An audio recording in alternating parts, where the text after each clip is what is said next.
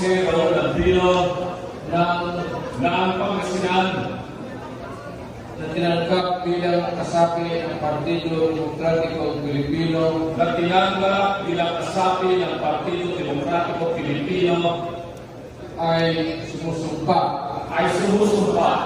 itataguyod ko ang saligang batas ng partido na kung saan nakahalan ng aking paniniwala at paninindigan para sa kalayaan, pagkakaisa ng karungan, pagkakapantay-pantay, pananutang panlipunan, kasi hindi nasan mabisag pagkilos.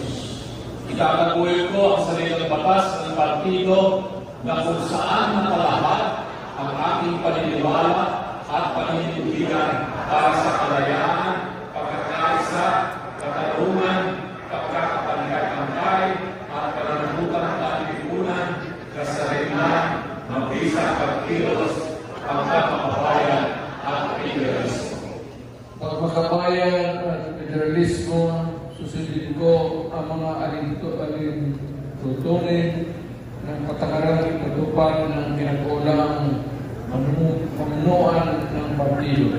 Susundin ko ang mga alintutunin at patakaran patupad ng mga pinag-ulang pamunuan ng partido.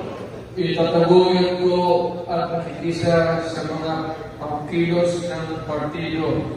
Itataguyod ko at nakikisa sa mga pagkilos ng partido. Inaalala ko ang aking sarili at masalibot na ngunit kinakailangan tungkulin para sa ikaunlad ng bawat pamilya Pilipino at sa kalayaan ng bayan. Iaalay ko ang aking sarili sa kasalimuot, ngunit kinakailangan tungkulin para sa ikaunlad ng bawat mamamayang Pilipino at sa kalayaan ng bayan. Lahat ito ay aking tinatanggap at kusang loob na walang pasumbali.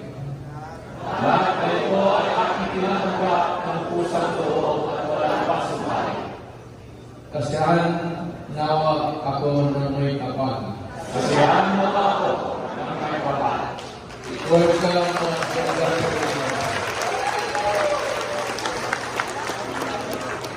Okay. At this juncture, Mr. Chairman,